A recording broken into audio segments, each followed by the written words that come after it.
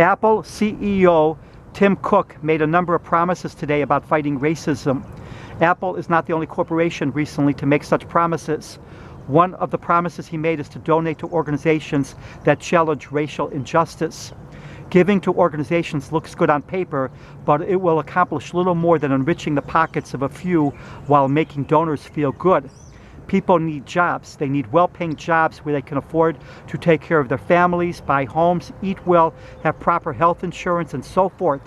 Apple executives and upper management earn fortunes, as do many executives in American corporations. Apple, like a lot of American corporations, relies upon low-waged, low-paid workers.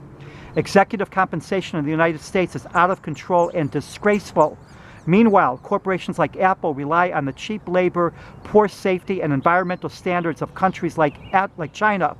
Instead of fluff, how about Apple moves its manufacturing into low-income, impoverished communities in the United States where work is desperately needed?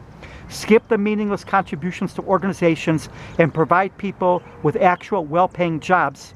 In response to how higher labor costs will increase the prices of their devices, offset this by bringing executive compensation and upper management salaries back down to earth. Regarding how stock prices may be affected and go down, an employed labor class finally able to buy shares of the companies where they work will offset the decline. Having a strong middle and working class is far more important than the present situation of inflated stock prices, low wages for most, and excessive wages for a few.